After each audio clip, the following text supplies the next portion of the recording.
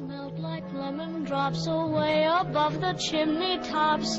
That's where you'll find me.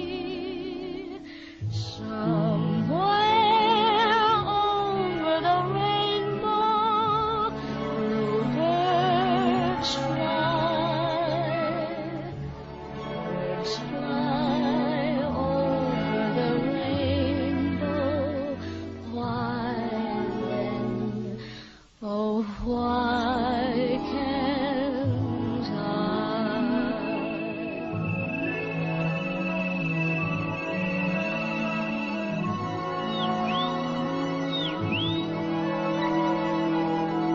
If happy little bluebirds fly beyond the rainbow, why, oh why can't I?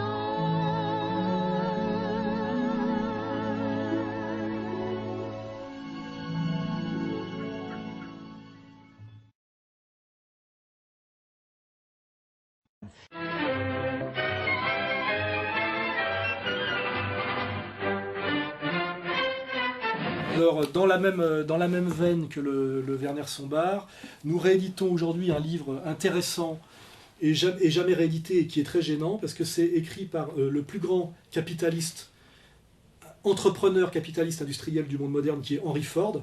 Henry Ford, l'inventeur de la Ford T, celui qui a mis en pratique le taylorisme qu'on appelle le Fordisme, c'est-à-dire la division du travail, celui qui a changé le capitalisme en permettant en élargissant le marché de l'automobile à ceux mêmes qui les fabriquaient via la logique du crédit, via la division du travail, etc. etc. Ce qu'on peut à la fois critiquer d'un point de vue ludite, mais qu'on peut aussi respecter, puis effectivement, avant lui, les voitures n'étaient pas faites pour ceux qui les fabriquaient. Enfin, tout ça est un sujet de discussion passionnant. Hein. C'est des sujets suffisamment complexes pour qu'on n'ait pas des avis tranchés d'adolescents attardés à la rouillant. Hein. Voilà. Mais en fait, ce qui est intéressant, c'est que cet Henry Ford a écrit entre 1920 et 1922, je crois, une série d'articles qui forment un livre qui s'appelle Le Juif international, où il se positionnant comme un entrepreneur capitaliste de type anglo-saxon-irlandais, c'est-à-dire produisant de la richesse réelle et de la valeur ajoutée, il désigne comme danger et comme ennemi son complément qui est justement le capitalisme d'ataliste, c'est-à-dire celui pas du pantalon à deux jambes fait pour être porté, mais celui du pantalon à une jambe uniquement fait pour être vendu et escroquer les chrétiens, parce que c'est la plaisanterie, elle dit exactement ça. Hein. Christian, c'est moi. Voilà. Et en fait, Henry Ford a osé en 1920 désigner comme danger pour le monde capitaliste lui-même et pour la paix du monde, finalement, à l'intérieur du capitalisme, le capitalisme hautement spéculatisme financier, comprador, non créateur d'emplois et de richesses.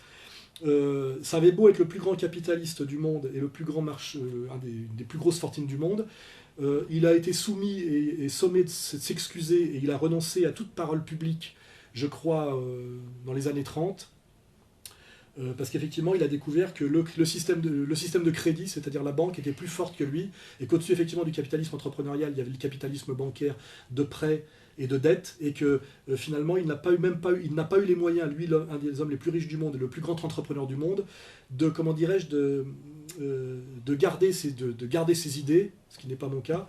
Il a été obligé de se soumettre, de fermer sa gueule et de s'excuser. Et il a terminé d'ailleurs dans une loge maçonnique du nom de Palestinia, après avoir critiqué dans ce livre ouvertement les dangers du sionisme et ce qu'était en réalité Israël, il a fini finalement sioniste lui-même, c'est-à-dire qu'il a choisi de sauver sa richesse plutôt que de sauver son honneur et son appréhension de la vérité. Voilà. C'est un document très intéressant qui n'est jamais réédité parce que très gênant, parce que c'est un livre éminemment antisémite, mais pas par un imbécile, par un des maîtres du capitalisme entrepreneurial, c'est-à-dire Henry Ford lui-même, et édité dans les années 20. Et ça explique un peu ce que c'était le climat de l'entre-deux-guerres, ce que Annie Lacroix-Ritz a du mal à comprendre parfois quand elle n'étudie qu'une partie de ce qu'elle appelle les problèmes et les questions de la synarchie.